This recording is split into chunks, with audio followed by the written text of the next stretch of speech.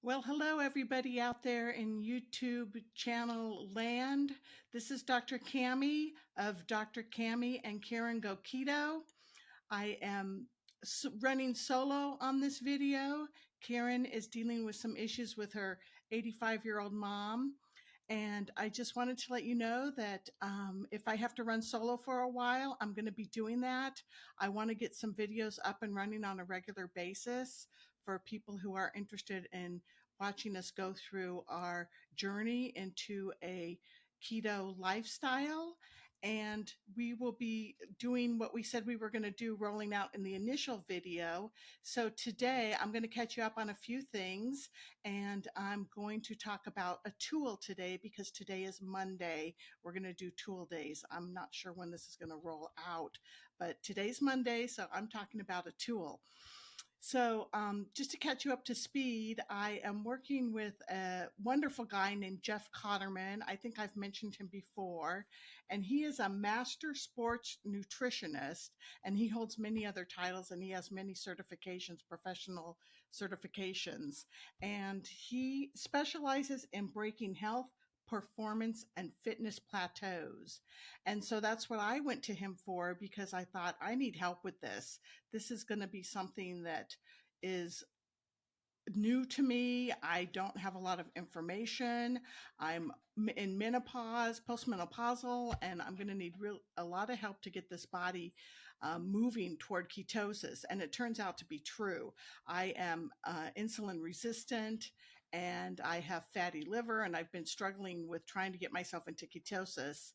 And so it's been a long process requiring me to have lots of patience, which I am learning more and more of every day. So when I first saw him, he pinches me with the calipers and does the body fat with measurements around all different parts of my body. And when I first saw him, I was 46.6% body fat. I'm glad I'm sitting down when I say that. And um, the second time I went to see him, which was 2 weeks later, I was 36.6 or something. And then this last time, no, 39, it was 39%. And then the last time I went to see him, which was last week, which was a month in between because of some issues, it was 33%. So I'm really happy that my body fat is coming down. My abdominal circumference is kind of hanging out the same. I can tell that I'm still not into ketosis. I had trace ketones when he checked that. My glucose is looking fine. I don't have diabetes yet. Thank God. That was the only thing I didn't get. And so that's going down. That's really fun to see. And I'm going to one of these days figure out on Canva how to do a graph and show you a graph. I've lost about 18 pounds total since I started back in April. So it's been slow and, of course, not fast enough for me, but it's coming off. So I'm in the long haul. I'm in it for the long run. And so far, things are looking okay there. Um, so the tool that I wanted to talk about was working on being okay at the end of your meal without something sweet.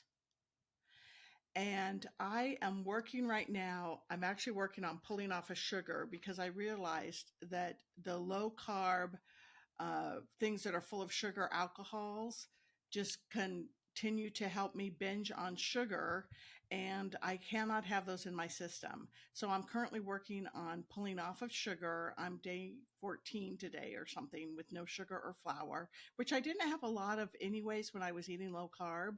So the transition into that completely hasn't been too bad so far, but I have been having some cravings, and I've been having to work on self-care things, calling people, praying, taking a nice jacuzzi, sleeping, drinking a big glass of water, things that I have to do to kind of soothe myself. In order to not be doing that. So I just have to keep in mind that I'm up to something bigger than eating something sweet. And I've really noticed as I've been doing this that eating something sweet after I eat is something I'm really wanting. I'm really missing that. And so I just wanted to talk about that because if that's an issue for you, you are not alone. And even the gum that has xylitol in it, I don't think I want to be messing with that. Some people want a little bit of chocolate after they eat some dark chocolate. Some people want, a mint, or some people want a little bit of fruit, or these are all things that are out of my repertoire right now, and I'm not dealing with any of those. So, like I had mentioned before, some of those other self care things are helping me. And the other thing that's really helping me is brushing my teeth.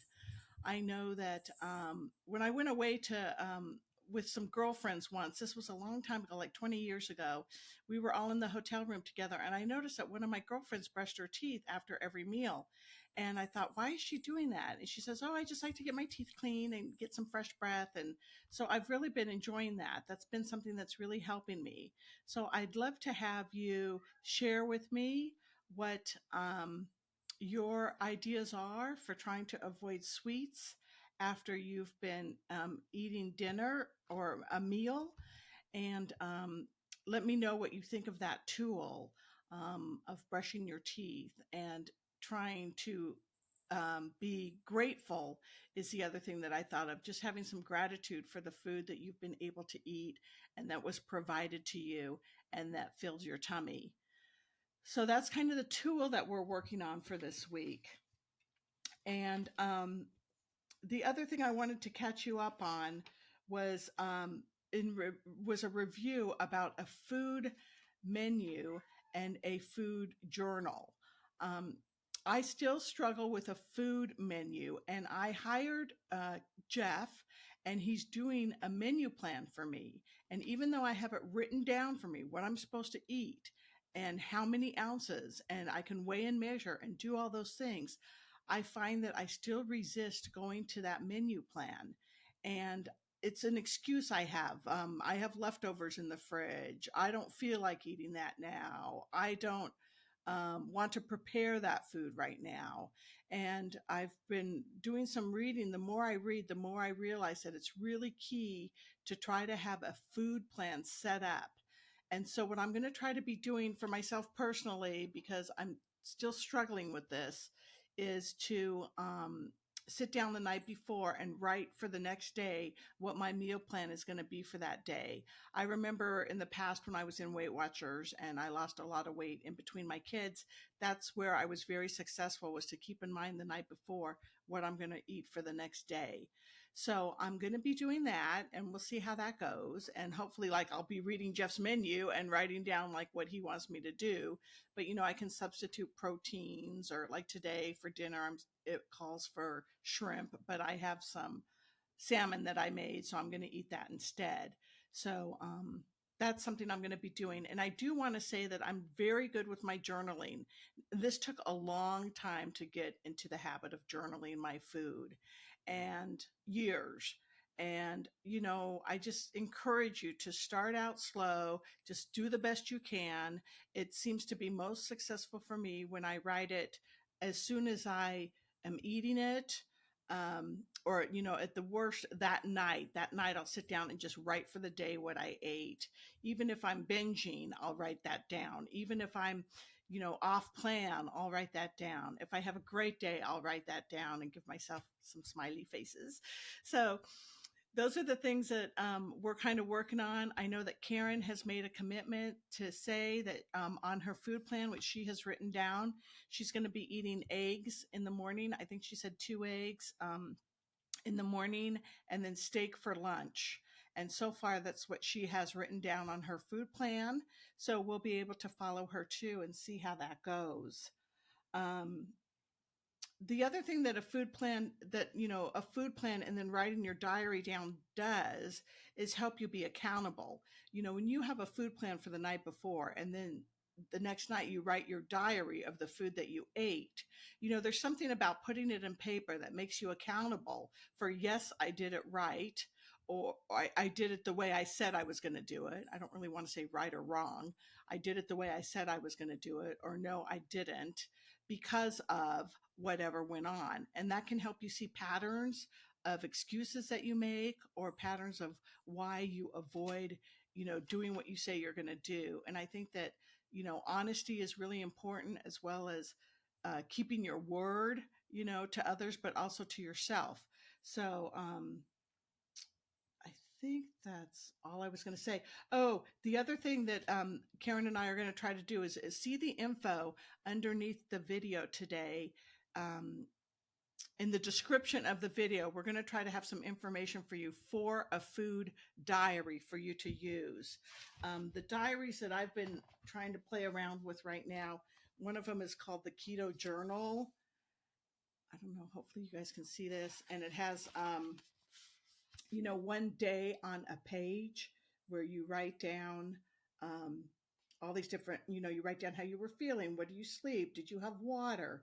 Um, what your macros were, all those different things. But the one that I tend to like better is this one, which has all the days on one week. And then that way I can kind of look at the week at a time and see how my food is going that way. So that's about it for now. Let me see if there was anything else I wanted to talk about. I am going to be interviewing Jeff Cotterman from Tri Systems.